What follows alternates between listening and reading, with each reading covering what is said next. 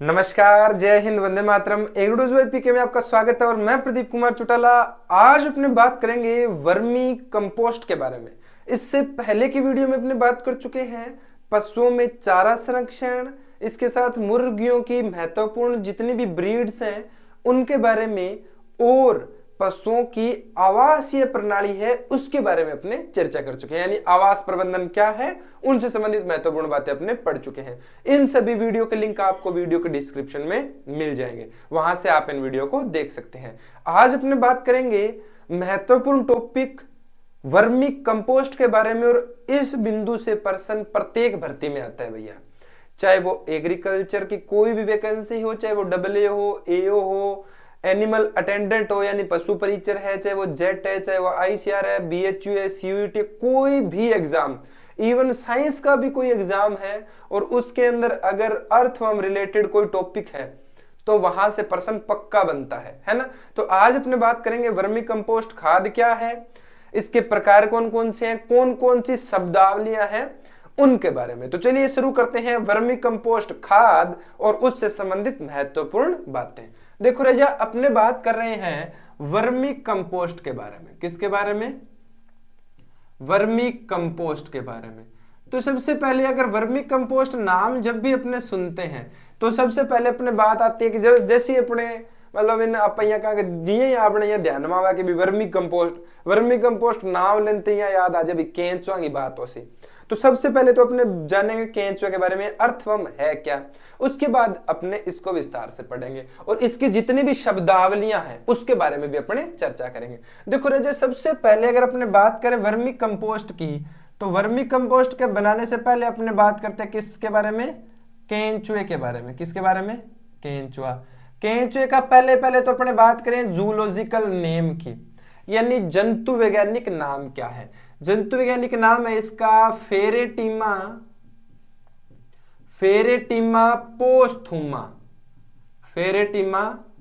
पोस्थुमा इसका zoological name है। किसका? केंचुए का। और कौन से फाइलम से बिलोंग करता है? कौन सा फाइलम है इसका? एनेलिडा। कैसा है बोलो? एनेलिडा संघ से ये बिलोंग करता है। कौन सा फाइलम है बोलो अपने? एनेलिडा से बिलोंग करता है। फेरेटिमा पोस्थुमा। अच्छा, जो केंचुए का शरीर है राजा, शरीर, इस पर खंड कितने होते हैं? खंड शरीर पर खंड होते हैं राजा कितने? 100 से 120 खंड होते हैं इसके शरीर पर, केंचुए के ऊपर। जब अपने केंचुए को आसानी से देखते हैं, है ना, केंचुए के शरीर पर अपने को सेगमेंट दिखाई देंगे, अनेक खंड दिखाई देंगे। तो खंडों की संख्या कितनी होती है? 100 से 120 खंड पाए जाते हैं। इसी केंचुए का अपने प्रयोग करते हैं किसके अंदर? यानी 120 खंडों वाले नहीं, सब में ही होते हैं। मेरा कहने का मतलब है वर्मी कंपोस्ट में। वर्मी कंपोस्ट में अपने किसका यूज करते हैं? केंचुए का यूज करते हैं। अब अपने बात करेंगे वर्मी कंपोस्ट क्या है, वर्मी कल्चर क्या है, वर्मी कंजर्वेशन क्या है, वर्मी कास्ट क्या है। समझ गए ना बात है? तो उससे पहले अपने केंचुए के बारे में बात करनी थी, तो केंचुए के बारे में अपने जान लिया। केंचुआ zoological name Pheretima पोस्थुमा Annelida phylum का है और इसके शरीर पर 100 से 120 खंड पाए जाते हैं। इतनी बात हो गई। अब अपने देखो राजा, केंचुए लाभकारी भी हैं, हानिकारक भी हैं। टोटल केंचुओं की प्रजातियां, कुल प्रजातियां कितनी हैं? कुल प्रजातियां है राजा कम से कम कितनी? 700 प्रजातियां हैं केंचुओं की। कितनी है? 700। जिसमें से लाभकारी या उपयोगी महत्वपूर्ण कितनी है? उपयोगी है राजा 293, 293। 293 जो प्रजातियां हैं वो क्या है इसकी? उपयोगी है। 293 केंचुओं की जो प्रजाति है वो लाभकारी है। कुछ हानिकारक भी केंचुए की प्रजातियां, जैसे मालाबार प्रजातियां हैं केंचुए की, ये बहुत ही हानिकारक है, धान के खेत में नुकसान पहुंचाती है। तो इसके बारे में भी अपने जानेंगे। सबसे पहले अब अपने बात करते हैं केंचुओं की जो वर्मी कंपोस्ट है इससे संबंधित शब्दावलियों के बारे में। देखो राजा, जो शब्दावलियां पढ़ रहे हैं अपने, शब्दावलियों में पहला नाम, शब्दावली में पहला नाम मैं लिख रहा हूं राजा वर्मी कल्चर। वर्मी कल्चर के बारे में अपने बात करेंगे। वर्मी कल्चर क्या है? वर्मी कल्चर देखो अपने इसको ऐसे कह सकते हैं कृषि विज्ञान की वह शाखा अपने पढ़ सकते हैं। वर्मी कल्चर या वह तकनीक जिसमें केंचुओं का रख रखाव पालन पोषण किया जाता है या केंचुओं को पाला जाता है, वर्मी कल्चर कहते हैं। यानी वह तकनीक, ए टेक्नोलॉजी, वह तकनीक जिसमें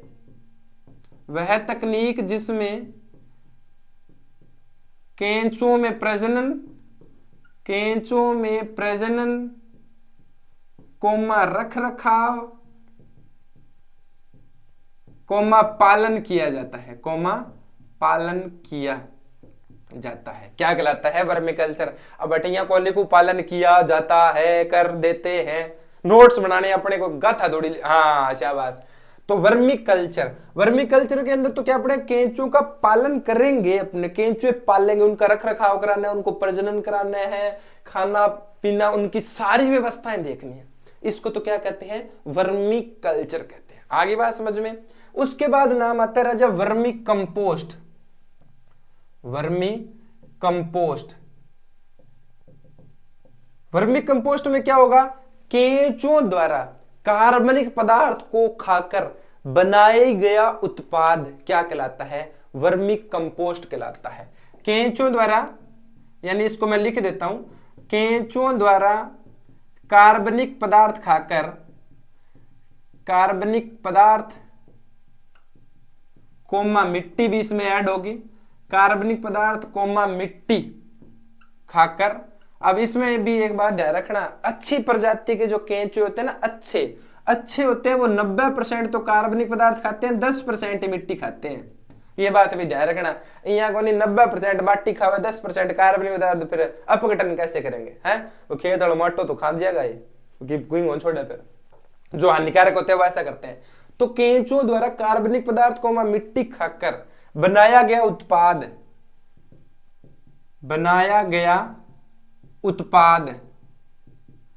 या खाद क्या कहलाता है? वर्मी कंपोस्ट कहलाता है। यानी उत्सर्जन के बाद, यानी केंचुए निकालेंगे उस पदार्थ को, उत्सर्जन के रूप में जो उत्पाद बनाएंगे, उस उत्पाद को अपने क्या कहते हैं? वर्मी कंपोस्ट कह देते हैं या केंचुआ खाद कह देते हैं। केंचुओं द्वारा कार्बनिक पदार्थ व मिट्टी खाकर बनाया गया उत्पाद या उत्सर्जन किया गया उत्पाद क्या कहलाता है? अरे बोलो रे, हाँ शाबाश, के बिना वर्मी कंपोस्ट का या केंचुओ खाद के दे। ठीक है, ये दो बातें तो थारी सुनेड़ी है। अब एक नाम और लू मैं, वर्मी कंजर्वेशन। ओ बताओ थे मन के हुए वर्मी कंजर्वेशन। वर्मी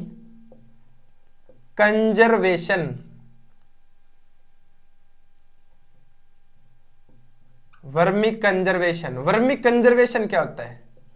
यानी वर्मी कंजर्वेशन किसे कहेंगे? अब आपने कह दिया जी वर्मी कल्चर तो क्या है? केंचुओं का पालन है, और केंचुआ का जो रख रखाव है उसको तो अपने कह देते हैं, बोलो अरे बोल जो वर्मी कल्चर का बाजी थे, मैं को यहाँ जान रहनी चाहिए। क्या बात है, बहुत बढ़िया, शानदार, जिंदाबाद, जबरदस्त। वो कहा नहीं जब तक तोड़ेंगे नहीं तब तक छोड़ेंगे नहीं, जब तक सिलेक्शन नहीं करेंगे ना तब तक बाजी मैं गोडो मेल तरांगा, पढ़ांगा, मेहनत करांगा। शाबाश।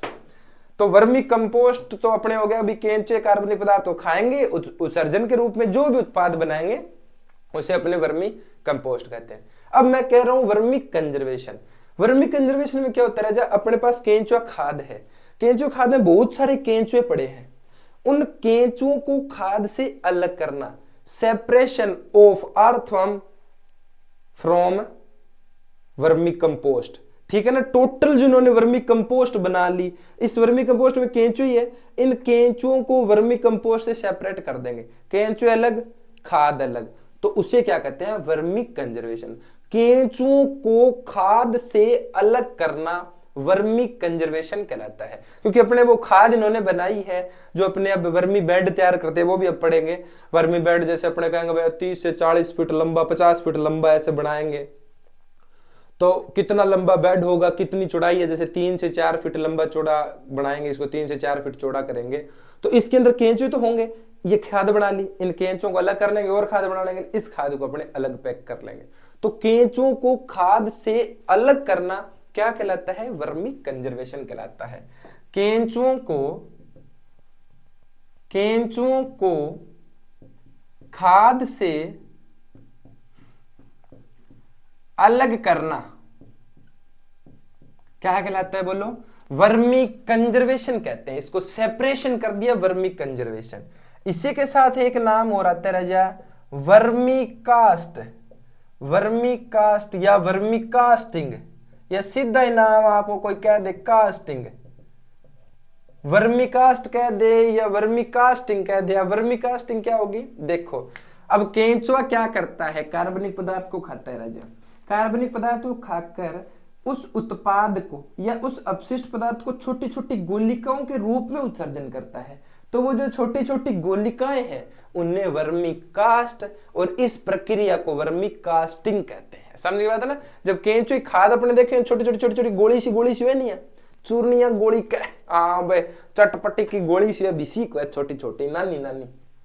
तो अब वर्मी कंपोस्ट वो बना रहे हैं, वर्मी कंपोस्ट बनाए बिल्कुल छोटे छोटे दाने से आकार बने, उत्सर्जन करेंगे शरीर से बाहर, तो अपने क्या कहेंगे इसको? वर्मी कास्टिंग है। केंचुओं द्वारा कार्बनिक पदार्थ खाकर अपशिष्ट के रूप में छोटी छोटी गोलिकाओं के रूप में उत्सर्जन क्या कहलाता है? वर्मी कास्ट कहलाता है। और यह प्रक्रिया वर्मी कास्टिंग कहलाती है। ठीक है ना? हाँ, केंचुओं द्वारा अपशिष्ट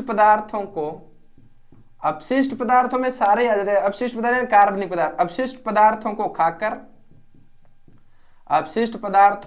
खाकर छोटी छोटी गोलिकाओं के रूप में, छोटी छोटी, अब ये वो नहीं है छोटी छोटी गैया छोटे छोटे, है ना? हाँ, छोटो सो मेरो मदन गोपाल, क्या बात है। अरे भजन संध्या स्टार्ट हो गई। ठीक है, केंचुओं द्वारा अपशिष्ट पदार्थों को खाकर छोटी छोटी गोलिकाओं के रूप में त्याग, छोटी छोटी गोलियों के रूप में त्याग करना क्या कहलाता है? वर्मी कास्ट या वर्मी कास्टिंग कहते हैं। समझ की बात है ना? अपने किसके बारे में बात करें Raja? Vermi compost. Vermi compost तो क्या है? केंचुओं द्वारा निर्मित खाद। जाटू हिसाब में तो सीधी परिभाषा भाई जी, लठ भर की परिभाषा आए, केंचुआ जबकि खाद बना दी बा वर्मी कंपोस्ट आ जो सीधो हिसाब है। ठीक है ना? वर्मी कंजर्वेशन केंचुओं खाद से अलग करना। ठीक है। वर्मी कास्टिंग केंचुओं द्वारा छोटी छोटी गोलिकाओं के रूप में खाद का निर्माण वर्मी कास्टिंग कहलाता है। Vermi culture rearing of earthworm, केंचुओं का पालन, केंचुओं का जो अपने पालन कर रहे हैं, उनका रख रखाव कर रहे हैं, इसको क्या कहेंगे? अपने वर्मी कल्चर कहेंगे। समझिए ना? Rearing of earthworm is called vermi culture, separation of earthworm is called vermi vermi conservation, है ना? और इसके अलावा एक्सक्रीशन जब अपने करेंगे स्मॉल छोटी छोटी गोलिकाओं के रूप में, इसको अपने क्या कहेंगे? इसको वर्मी कास्ट कहेंगे। समझ के बात है ना? और जो एक्सक्रीटरी प्रोडक्ट है, इस एक्सक्रीटरी प्रोडक्ट के रूप में जो इन्होंने बनाया है कार्बनिक पदार्थों को खाकर, वो खाद बनी है, इसको अपने वर्मी कंपोस्ट कहते हैं। बोलो हाँ, शाबाश। केंचुए के बारे में बात करें राजा, फेरेटिमा पोस्थुमा है और एनालिडा फाइलम का है। शरीर पर 100 से 120 खंड पाए जाते हैं और 4 इसकी महत्वपूर्ण शब्दावलियां हैं। इसी के साथ टोटल अपने पास केंचुए की 700 प्रजातियां हैं, जिसमें से 293 जो प्रजातियां हैं अपने पास लाभकारी है, महत्वपूर्ण है, शानदार है, जबरदस्त है, कति जहर है, कति गच है, कति कसूती। क्या बात है, मैं को यहाँ नजारा आ गया। ठीक है भाई, ये महत्वपूर्ण केंचुए से संबंधित है ना? हाँ, ये चीज तो आ जाती है। अब देखो जो केंचुए अपने प्रयोग करते हैं, 293 अपने पास लाभकारी हैं। इसमें अलग अलग केंचुए की प्रजातियां हैं, एपिजिक है, इंडोजिक है, डायोजिक है। राजस्थान के लिए अपने आइसिनिया फोइटिडा, यूड्रिलस यूजीनी, ऐसे केंचुए पड़ते हैं। केंचुए कितनी गहराई में रहते हैं, सीड बेड केंचुए के लिए जो वर्मी बेड बनाना है अपने, वो वर्मी बेड की लंबाई चौड़ाई कितनी है, टेम्परेचर कितना रखना है, नमी जैसे अपने 30% रखते हैं, टेम्परेचर भी अपने 25 से 30 डिग्री सेल्सियस रखते हैं।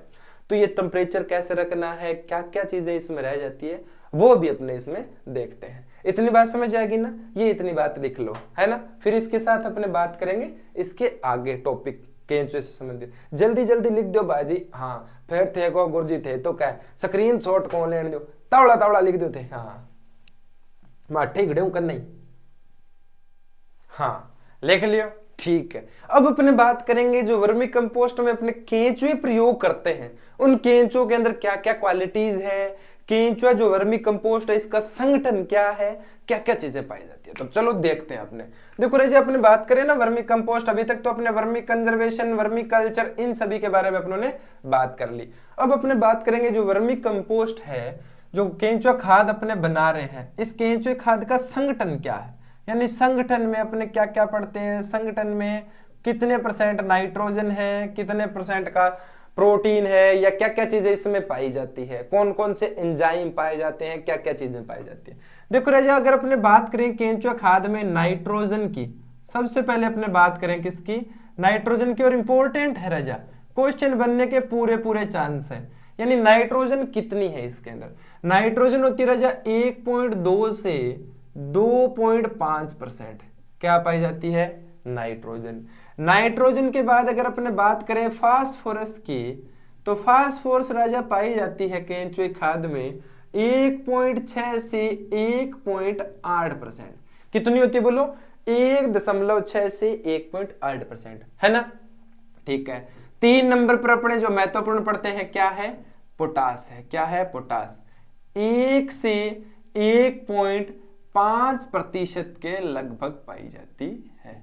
समझ गए बात है ना, ये परसेंटेज है। हाँ, तो नाइट्रोजन, फास्फोरस और पोटास मुख्य संगठन में आते हैं, मुख्य तत्व है या मुख्य पोषक तत्व है। समझ गए बात क्या, नाइट्रोजन 1.2 से 2.5 है, फास्फोरस 1.6 से 1.8 है, पोटास 1 से 1.5। एवरेज देखें तो देखो 1.2, ये 1.5 भी मान सकते हैं, ये भी 1.5 है। देखो 1.6 से 1.5 तो इसमें आ जाएगा, इसमें आ जाएगा। तो मेन तीनों चीज एक जैसी है, नाइट्रोजन, फास्फोरस और पोटास मुख्य ये पाई जाती है। अब आता है केंचुए की जो लार होती है, जो ग्रसनी से जैसे होते हुए फूड जा रहा है अंदर, तो इसमें कौन कौन से एंजाइम पाए जाते हैं, या लार में कौन सा एंजाइम पाया जाता है मुख्य। देखो केंचुए की जो लार है ना राजा, लार यानी जो सलाइवा, लार में मुख्यतः अपने 2 एंजाइम में बात करते हैं। एक तो पाया जाता है म्यूसिन, क्या पाया जाता है, म्यूसिन पाया जाता है एंजाइम, और एक पाया जाता है प्रोटीएज। कौन सा, प्रोटीएज, यानी प्रोटीन वगैरह के पाचन के लिए 2 चीजें पाई जाती है, एक तो म्यूसिन पाया जाता है, एक प्रोटीएज एंजाइम पाया जाता है। किसमें, केंचुए की लार के अंदर, उसकी सलाइवा के अंदर, जो ग्रसनी से होते हुए फूड को लेके जाएगी ना। जैसे अपने मनुष्य की बात करें तो अपनी लार के अंदर क्या पाया जाता है, टाइलिन पाया जाता है ना। अपने टाइलिन कहते हैं, कहीं कहीं एमाइलेज भी लिखा हुआ मिल जाता है, वो अपने बात करते हैं मुख्य टाइलिन की, तो लार में टाइलिन है। सेम अगर केंचुए की बात करें तो केंचुए अपने क्या मिले, अरे बोल लो भाई जी, हाँ क्या, या तो टाइलिन, सॉरी म्यूसिन या प्रोटीएस, टाइलिन तो अपने अंदर है। तो नाइट्रोजन, फास्फोरस, पोटास होगी, लार में चीजें आ गई। अब अपने बात करते हैं राजा केंचुए कौन कौन से महत्वपूर्ण है, कौन कौन सी अपने पास केंचुओं की प्रजातियां हैं, कौन कौन सी केंचुए प्रजातियां अपने को देखने को मिलती है, राजस्थान में कौन से केंचुए हैं। देखो राजा, अपने बात करें केंचुओं की प्रजातियों की, अभी पहले भी अपने बात करी थी, फिर भी अपने बात कर लेते हैं। प्रजातियों की बात करें तो टोटल कितनी है राजा, 700 है, जिसमें लाभकारी कितनी है, लाभकारी कितनी है 293। अपने कितनी पढ़ते हैं, इसमें महत्वपूर्ण कौन कौन सी है, महत्वपूर्ण, महत्वपूर्ण की जी बात करें तो कह दो जी 3 है। कितनी है, 3 मैं यहां सीधा लिख देता हूं, महत्वपूर्ण कितनी है, 3। और 3 में कौन कौन सी, 3 में पहली मैं लिख देता हूं एपिजिक, कौन सी बोलो, एपिजिक। 2 नंबर पर आ जाती है इंडोजिक, और 3 नंबर पर आ जाती है राजा डायोजिक। क्या नाम आ जाता है, डायोजिक। ये केंचुए की महत्वपूर्ण प्रजातियां हैं जो अपने को देखने को मिलती। अरे बोल लो, हाँ शाबाश। देखो केंचुए के पास, अपने पास अगर बात की जाए राजा, नाइट्रोजन की बात कर ली, लार में टोटल 700 प्रजातियां, 293 लाभकारी हैं। मुख्य महत्वपूर्ण अपने सिलेबस के हिसाब से 3 पढ़ते हैं, एपिजिक, इंडोजिक और डायोजिक केंचुए। अब इसकी बात करें एपिजिक की, पहली बात 1 मीटर की गहराई पर। अब मैं ऐसे नहीं लिखूंगा ये केंचुए 1 मीटर की गहराई पर पाए जाते हैं, इया कौन करा भाई जी नाटक आपा, हाँ ठीक है। 1 मीटर की गहराई पर है। बस इतनी बात ध्यान रखनी है। सबसे महत्वपूर्ण केंचुओं की प्रजाति है। सबसे क्या है? सबसे महत्वपूर्ण, सबसे महत्वपूर्ण है, ठीक है ना। एपिजिक प्रजाति केंचुए कितनी मीटर की गहराई पर? 1 मीटर की, सबसे महत्वपूर्ण प्रजाति है, ठीक है ना। इसी के अंदर अपने पढ़ते हैं जैसे आइसिनिया फोइटिडा, यूड्रिलस यूजिनी है ना, पेरिनेप्स है, वो सारी की सारी एपिजिक प्रजाति के अंदर ही आते हैं। एंडोजिक प्रजाति केंचुए, एंडोजिक प्रजाति केंचुए 3 मीटर की गहराई पर, 3 मीटर की गहराई पर, ये 3 मीटर की गहराई पर कोमा सुरंग बनाकर रहते हैं, सुरंग बनाकर रहते हैं, ठीक है। तीसरा फायदा क्या है? जल निकास के लिए प्रयोग, जल निकास के लिए, जल निकास के लिए उपयुक्त, जल निकास के लिए क्या है? उपयुक्त है, शानदार है, जबरदस्त है, महत्वपूर्ण है। कौन से बोलो? एंडोजिक। सबसे बड़ी अपने पास है एपिजिक प्रजाति के 1 मीटर की गहराई पर है और सबसे महत्वपूर्ण है। 3 नंबर पर कौन सा आता है? डायोजिक। कौन सा? एपिजिक, एंडोजिक, दोनों का मिला जुला, ठीक है ना, दोनों के समान व्यवहार, दोनों मतलब एपिजिक एंडोजिक के समान, दोनों के समान व्यवहार, कोमा 1 से 3 मीटर गहराई पर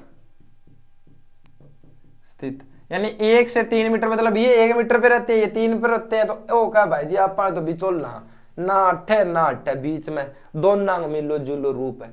समझ गए क्या बात? हाँ, तो ये 1 से 3 मीटर की गहराई पर रहते हैं। कौन से?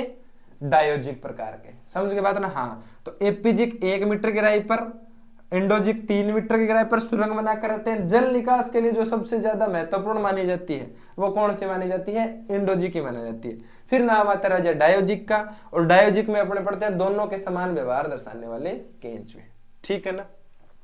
अब एक चीज और लिख देता हूं मैं यहां पर, तो आपके बात समझ भी आ जाएगी। महत्वपूर्ण भाई डिजाइन सो बना दूं, ठीक है। यानी अपने राजस्थान के संदर्भ में देखना है, क्योंकि अगर भर्ती परीक्षा की बात की जाए तो राजस्थान की भर्ती परीक्षा है, तो एक बार जो राजस्थान में महत्वपूर्ण उनकी बात करते हैं। राजस्थान की दृष्टि से, राजस्थान के लिए एपिजिक प्रजाति के जो केंचुए हैं, आइसिनिया फोइटिडा,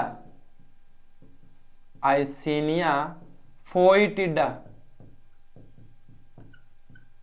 इसके अंदर महत्वपूर्ण केंचुओं की बात भी करें ना रजा, तो फेरिटिमा इलोनगेटा भी इसी के एग्जाम्पल में ही आता है। फेरिटिमा, फेरिटिमा इलोनगेटा और आइसिनिया फोइटिडा, ये भी इसी के एग्जाम्पल में आ जाता है। आइसिनिया फोइटिडा, आइसिनिया फोइटिडा, फेरिटिमा इलोनगेटा, पेरिनेप्स की जो प्रजातियां हैं वो इसमें आ जाती हैं। राजस्थान के लिए आइसिनिया फोइटिडा महत्वपूर्ण केंचुए हैं, ठीक है। इसका वजन, रंग, वजन कितना होता है, रंग कितना होता है? वजन होता है राजा आधे से 1 ग्राम। रंग कैसा होता है? लाल भूरे रंग के। समझ के बात क्या? लाल भूरे रंग के होते हैं। वजन होता है 1 से 3 ग्राम। रंग कैसा है? लाल भूरा। हाँ, और इसके बाद अगर इनकी लंबाई की बात करें, लंबाई, लंबाई कितनी होती है? 3 से 4 इंच लंबे। कैसे होते हैं? 3 से 4 इंच लंबे होंगे। वजन होगा आधे से 1 ग्राम का। 1 ग्राम है भाई जी, ओ 1 को 1 है, हाँ 1 ग्राम वजन है। रंग लाल भूरा, मुख्य लाल आता है। मुख्य रंग अगर अपने देखें तो लाल रंग के होते हैं। और लंबाई कितनी होती है? 3 से 4 इंच लंबे होते हैं। और बिल्कुल 3-4 सप्ताह में बिल्कुल शानदार तैयार हो जाते हैं। 6 माह में लगभग 150 केंचुए पैदा कर सकते हैं। 250 केंचुए अपने 6 माह में पूर्णतः बिल्कुल पक्के तैयार कर देते हैं। राजस्थान में सबसे ज्यादा जो प्रजाति अपनाई जाती है वो आइसिनिया फोइटिडा। अगर पेपर में नाम ये ना आए तो प्रश्न पूछ लेते हैं राजस्थान में केंचुए कौन सी सबसे महत्वपूर्ण प्रजाति है, तब कौन सी कर देंगे, एपीजी। क्यों, एग्जाम्पल में अपने लिखा है फेरेटिमा एलोंगेटा, आइसिनिया फोएटिडा, ये एपीजिक प्रजाति के तो हैं। एपीजिक प्रजाति के जो केंचुए प्रयोग किए जाते हैं वो आइसिनिया फोएटिडा ही है, जिसका वजन अपने बात कर ली, रंग बात कर ली, लंबाई बात कर ली, है ना, वयस्कता की अपने बात कर ली। 250 केंचुए लगभग ये पैदा कर सकते हैं अपने कोकून से, 6 माह में काफी केंचुए बना देंगे। सबसे बेहतरीन प्रजाति आइसिनिया फोएटिडा हो गया, यूड्रिलस यूजिनी हो गया, ये अच्छी किस्म के केंचुए हैं जो वर्मी कंपोस्ट बनाने में या केंचुआ पालन में प्रयोग किए जाते हैं। शाबाश भाई, बहुत ही बढ़िया। आगे बात समझ में ना, ये अपने बात करें वर्मी कंपोस्ट में पहले अपने बात कर ली संगठन की। किसकी बात कर ली, संगठन की। नाइट्रोजन, फास्फोरस और पोटास 1.2 से 2.5, 1.6 से 1.8, 1 से 1.5, टोटल 700 प्रजातियां हैं, 293 लाभकारी, जिसमें मुख्य अपने 3 पढ़ ली, एपीजिक, इंडोजिक, डायोजिक। एपीजिक 1 मीटर गहराई पर, इंडोजिक 3 मीटर के गहराई पर, डायोजिक 1 और 3 मीटर दोनों के कंबाइन गहराई पर पाए जाते हैं। एपीजिक प्रजाति में उदाहरण देखें तो फेरेटिमा एलोंगेटा और आइसिनिया फोएटिडा आते हैं। और अगर अपने बात करें आइसिनिया फोएटिडा की, तो आइसिनिया फोएटिडा राजस्थान की जो जलवायु है उसके लिए सबसे महत्वपूर्ण माने जाते हैं, जिसमें अपने इनकी वजन की, लंबाई की, इनकी बात कर ली। वजन आधे से 1 ग्राम होगा। रंग की अगर बात की जाए, मुख्य लाल रंग होता है, विषम परिस्थितियों में अपने भूरे रंग देखने को भी मिल सकता है। इसी के साथ अगर इनकी बात करें लंबाई की, तो 3 से 4 इंच लंबे केंचुए ये होते हैं, सबसे महत्वपूर्ण केंचुए होते हैं। ये बात किसकी है, सामान्य बात है केंचुए से संबंधित। आगे ना बात समझ में, इतनी बातें राजा 1 मीटर, 3 मीटर, हाँ 2 प्रश्न यहां से बनते हैं, इस पे प्रश्न कम बनते हैं। प्रश्न आ जाए जल निकास के लिए उपयुक्त केंचुए, एपीजिक इंडोजिक टाइप के, एपीजिक ने इंडोजिक टाइप के। और प्रश्न पूछ ले सबसे अच्छे केंचुए, तब एपीजिक प्रजाति के। प्रश्न आ जाए एपीजिक प्रजाति केंचुए का रंग यही रहेगा, लंबाई यही रहेगी, और जो आकार है, वजन है, वो यही रहेगा। क्यों, क्योंकि इसमें यही तो आ रहे हैं सारे के सारे, समझ गए ना। हाँ समझ गए बात। तो ये बातें हैं इसमें। हाँ, लार में एंजाइम पूछ ले, म्यूसिन है या प्रोटीज एंजाइम पाया जाता। इसी के साथ जब अपने महत्वपूर्ण बात करें केंचुए खाद की लाभ बात करेंगे, तब उसमें पढ़ेंगे। पहले मैं बता दूं, केंचुए खाद जब अपने बनाते हैं या केंचुए जब अपने खाद बना लेते हैं, तो उसमें ऑक्सिन हार्मोन और साइटोकाइनिन हार्मोन की अधिकता होती है, जिस कारण फसलों में वृद्धि शानदार देखने को मिलती है। ऑक्सिन हार्मोन और साइटोकाइनिन हार्मोन जब अपने पादप हार्मोन पढ़ते हैं तो उसमें वृद्धिकारी हार्मोनों में आते हैं। इसकी बात करेंगे। ये हाँ भाई जल्दी जल्दी बात लिख दो, फिर मैं थान बता दूं केंचुए खाद का लाभ, बनने की विधि, कितना दिन हम तैयार हो जाए, के सौदो है, जल्दी से लिख दो, 2 ही मिनट मारो। मिटाऊंगा नहीं मैं, यहाँ बेगो थे यहाँ को गुरुजी थे लिखण कौन दो, तो अब थे लिख लियो, मैं खड़े हूँ अटे। हाँ जल्दी लिखो, हाँ तू नाम अड़े ना, हाँ लिख लियो, हाँ लिख लियो भाई जी, ठीक है। देखो अभी अपने बात कर ली वर्मी कंपोस्ट के अंदर केंचुए से संबंधित सारे प्रकार पढ़ लिए, वर्मी कंपोस्ट की सारी महत्वपूर्ण बातें पढ़ ली और केंचुए के प्रकार पढ़ लिए। अब अपन भाई जी पढ़ेंगे खाद बनाने की विधि।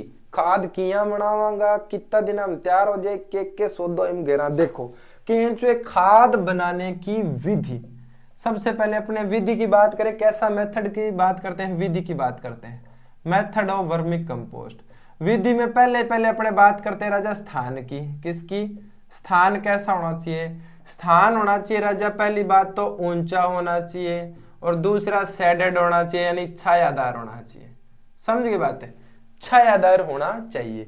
अब इसके अंदर अगर अपने बात करें नमी की, नमी कितनी होनी चाहिए, नमी होनी चाहिए राजा 30% नमी होनी चाहिए। कितनी होनी चाहिए नमी, 30%। और तापमान टेम्परेचर कितना रखना है अपने, वही इतने का बराबर ही रख दो, 25 से 30 डिग्री सेल्सियस क्या होना चाहिए टेम्परेचर। तापमान कितना, 25 से 30 डिग्री सेल्सियस, नमी 30%। अब ठीक है, जो जी स्थान चुनाव कर लियो, तो लंबाई कितनी रखा लियो, बेड की लंबाई इसमें मैं लिख देता हूँ राजा बेड। अब बेड की छोड़ है, सोन वालो बेड को नहीं हो, केंचुए खाद वालो बेड है, थेकड़े के जो जी 1.5 लंबा बेड है। मैं अब यहाँ लंबाई लिखूंगा, लंबाई लिख दूंगा जैसे 40 से 50 फीट लंबा। अब ईशा घर में 1.5 थे के जी सोन वालो बेड एडो है तो पड़गी पर एडो लंबो घर ही न क्योंकि फिर हाँ शाबाश है ना। ये बेड वो है जहाँ खाद बनाएंगे। 40 से 50 फीट लंबा होना चाहिए और चौड़ाई कितनी होनी चाहिए बेड की, अधिकतम है राजा, इससे ज्यादा बहुत कम ही रखते हैं, 3 से 4 फीट। चौड़ाई कितनी रखते हैं? चौड़ाई रखते हैं 3 से 4 फीट है, और लंबाई रखा भाई जी 40-50 फीट लंबा बेड में को एक करी पड़े।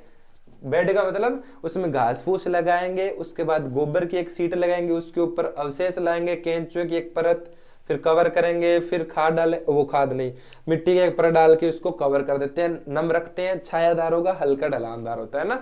लंबाई चौड़ाई ये रखते हैं, समझ के बात है ना। इतनी मात्रा ध्यान रखते हैं। अब बात आती है कि जी इतनी हो गई, तैयार कितने दिनों में हो जाता है? तैयार हो जाती है भाई साहब 60 दिन में। कितने दिनों में? 60 दिन में। ब्रैकेट में मैं लिख देता हूं अनुकूल परिस्थितियों में। कैसी परिस्थितियों में? अनुकूल परिस्थितियां, फेवरेबल कंडीशन अगर है तो फेवरेबल कंडीशन में 60 दिनों में बिल्कुल बह जा केंचा हमारा चग्गे खा डाले भाई जी 60 दिन में बना दी पक्की एन का जी कोक वर्गी कर दी।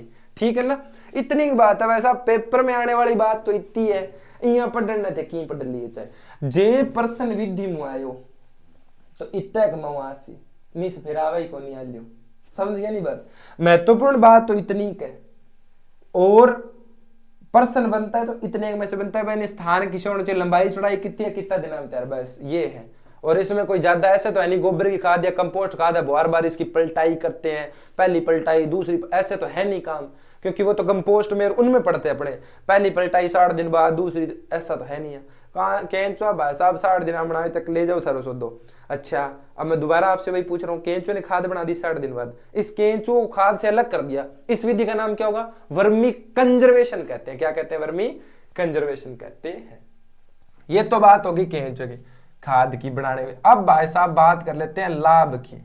किसकी लाभ? प्रॉफिट क्या है, फायदे क्या है किसके? वर्मी कंपोस्ट के।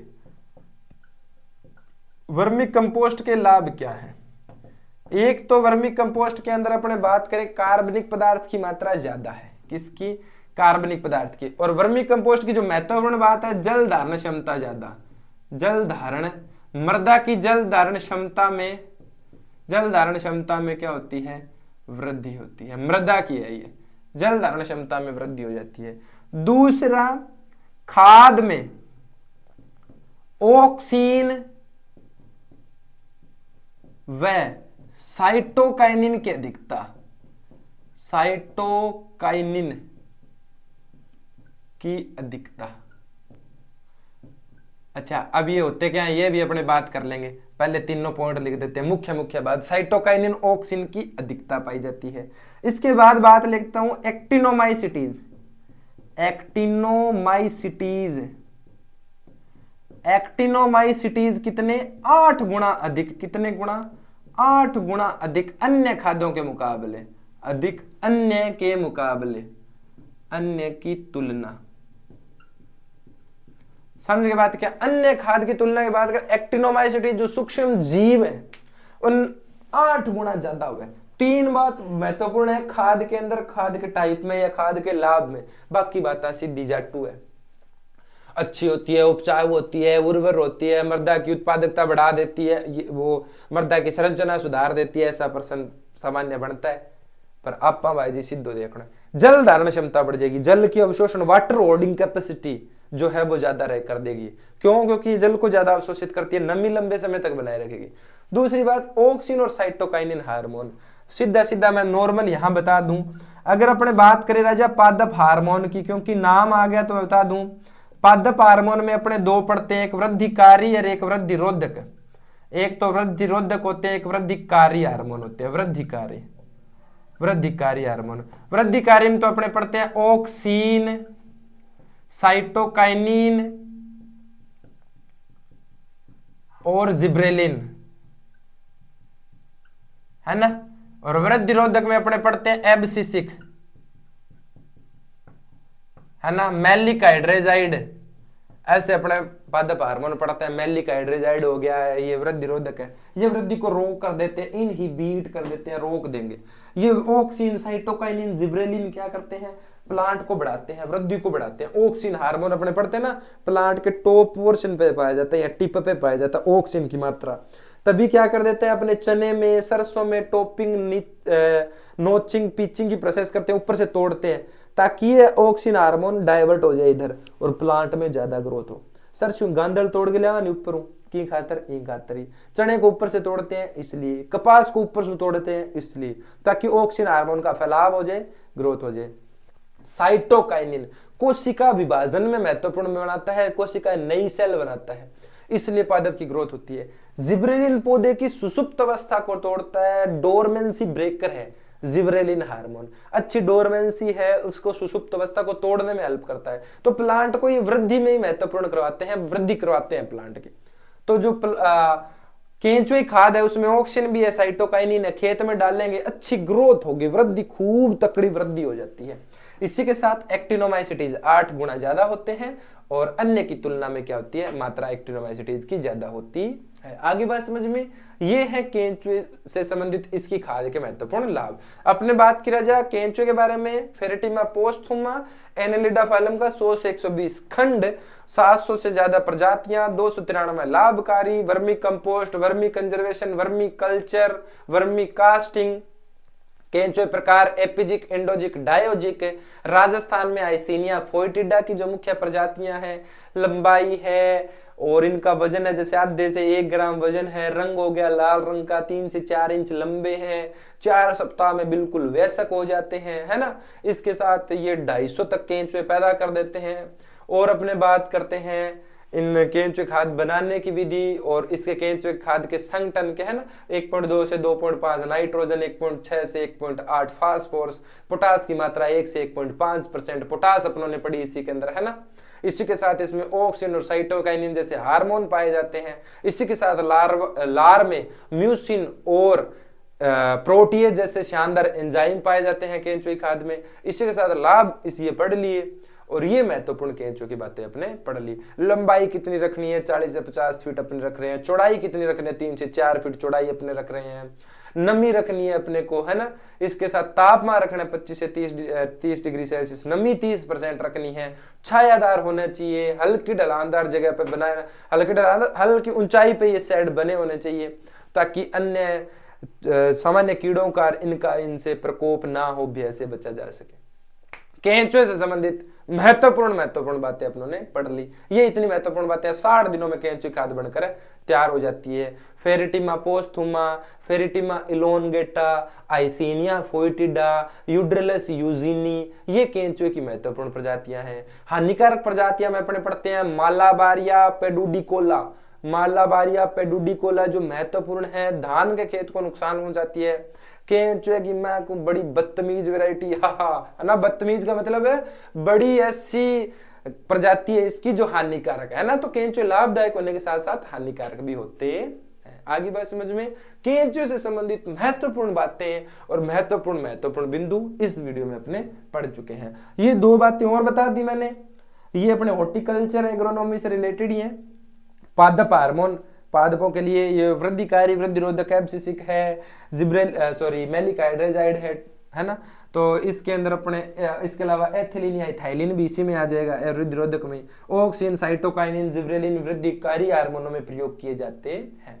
तो इन सभी बिंदुओं के शानदार और जबरदस्त नोट्स बनाए, समझ गए बात ना। हाँ, और महत्वपूर्ण ये बात है कि प्रयास करते रहना है। कैसे? कंटिन्यू एंड कंसिस्टेंसली, सतत और निरंतर।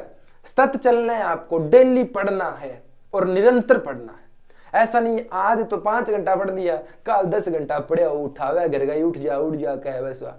और एक बात और, मैं जो चीजें देख रहा हूं इन दिनों, बच्चे टाइम टेबल बना रहे हैं, दीवार के ऊपर बहुत मोटो या कागज चेप दियो, इस टाइम रोटी खाएंगे, इस टाइम खाना खाएंगे, इस टाइम यूरिन जाएंगे, इस टाइम ये वो, और फिर सारा दिन वो और सारे काम कर लेंगे लेकिन पढ़ने वाला नहीं करेंगे उस टाइम, है ना। तो इस टाइप का ये टाइम टेबल मत बनाओ। मैंने दुनिया में हजारों ऐसे टाइम टेबल देखे हैं जो बड़े बड़े हैं लेकिन पूरे नहीं हुए। टाइम के अकॉर्डिंग क्या पढ़ना भैया है। आपने 8 घंटे 10 घंटे का एक चार्ट बना लिया, पहले तो 2 दिन उसमें खराब करते हैं। मैं इतने बजे ही खाना खाऊंगा, इतने बजे मैं बेड से उठ जाऊंगा, ये नाटक कर रहे हो तुम।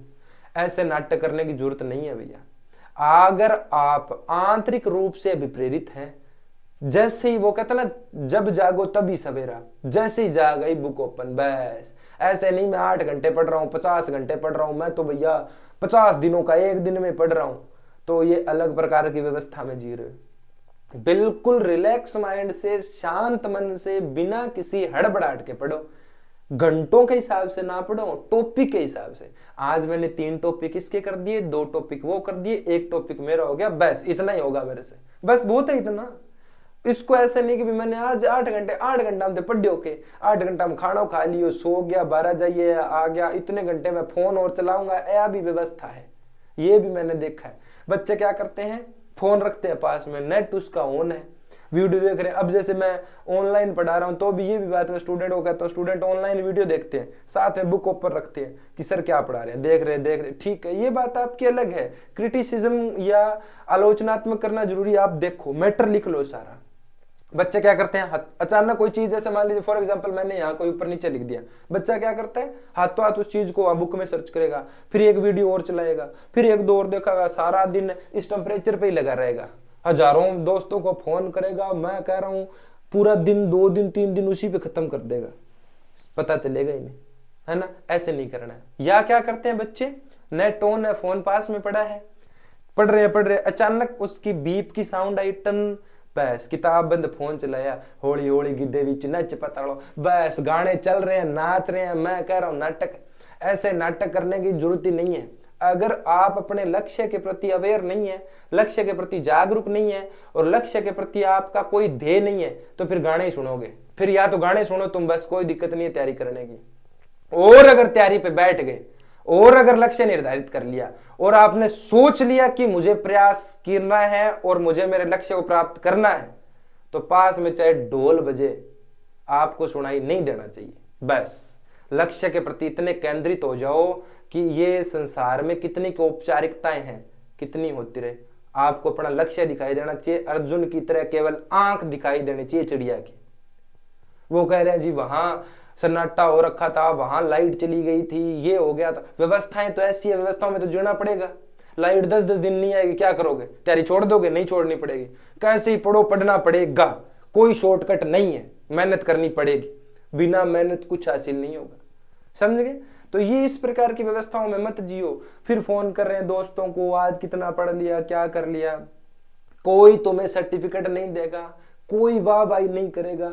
तुमने अगर लक्ष्य निर्धारित किया है, आपने अगर लक्ष्य निर्धारित किया है, तो आपने खुद ने वो रास्ता चुना है, आपको खुद को उस मंजिल तक पहुंचना है। बस लोग क्या कहेंगे, लोग क्या सोचेंगे, समाज क्या कहेगा, दोस्त का हो गया, मेरा नहीं हुआ, उसने ये, इन चीजों का समय नहीं है। ये बातें एक तरफ, आपने कितनी मेहनत की, आपने कितने प्रयास किए, आपका प्रयास कितना लॉयल है, कितना ईमानदार है, कितना लक्ष्य के प्रति आप ईमानदार हो, कितने वफादार हो, ये चीज सबसे बड़ी है। वफादारी अगर करोगे तो लक्ष्य तक जरूर पहुंचोगे, समझ गए ना बात। तो इन फोन से, नाटकबाजी से, ये बाहरी वातावरण से, टाइम टेबल लगा, मतलब मेरा कहने का भाव सीधा सीधा है ये कि आप दिखावा ना करें। बस पढ़ना है तो टिका के पढ़ें, मेहनत करें अच्छी, नहीं पढ़ना है तो छोड़ के स्पष्ट कह दो कि हमसे नहीं पढ़ा जाता, हम तो ये काम करना चाहते हैं, बस वो काम करो ना। जहां आपका मन लगे वो काम करो, जहां आपको 100% देना है वो करो। कि लगाए ना लागो, बन के दियो भर्ती आगे बिंगला रहे, वाह भर्ती आगे बिंगला रहे, स्ट्रीम अपना है ही नहीं, अपने दौड़े जा रहे हैं, फिर एक जगह ऐसी जाके पहुंच जाते हैं जहां दौड़ के इतने आगे आ गए, अब पता ही नहीं है कहां जाना है। ऐसे बिना लक्ष्य के, बिना किसी पथ के ना भागे, बकानी उज्जड़ भागो। यहाँ बुजुर्ग कहते हैं, जी हाँ, बुजुर्ग बागड़ी में बता दूं था ना, बुजुर्ग कहे राह चलोगा नहीं तो गांव कदी न कदी तो आसी। बस तो रास्ते पर चलोगे, सही रास्ते पर, तो गांव एक दिन आएगा। गांव का मतलब मंजिल एक दिन जरूर आएगी, अगर सही दिशा में और सही स्तर पे और सही सोच के साथ चल रहे हो। और यहाँ थे यहाँ शॉर्टकट सोचो तो भाई जी फिर ते शॉर्टकट चाहिए, गांव तो आपको नहीं, समझ बात है ना। तो इन चीजों पर ध्यान दें, है ना, और इन चीजों को थोड़ा सा मोटिवेट होकर करें खुद सब। अब थे कि जो गुरुजी थे तो मतलब यहाँ बैंकर थे, यहाँ को डरा नहीं रहा हूं मैं, वास्तविकता बता रहा हूँ। वास्तविकता हमेशा थोड़ी सी कड़वी होती है, सच्चाई क्या होती है, कानों को मिठास पसंद होती है। मैं थाने को की चक्कर कोनी की कोनी यहाँ ऐस मारो और यहाँ की कोनी बंटा भाई जी, पोला पोला गुलगुला सारा ही खुआ देगा, समझ के बात ना। अपना गुलगुला कौन खुआई जी पोला बेड़ा, अपने वो करनी है सीधी बात, दो टुक है, पढ़ना पड़ेगा, सिलेक्शन कराना है तो, वरना थे की कर लियो, की कौन बनटा लियो। समझ गए? तो बढ़िया मेहनत करें, बढ़िया प्रयास करें, इसके बढ़िया शानदार नोट्स बनाएं, बेहतरीन मेहनत करें। मैं कह रहा हूं 100% सफल हो गए, 100%। ठीक है? हाँ, तो खुश रहें, मस्त रहें। आज के लिए इतना बहुत है। जय हिंद, वंदे मातरम।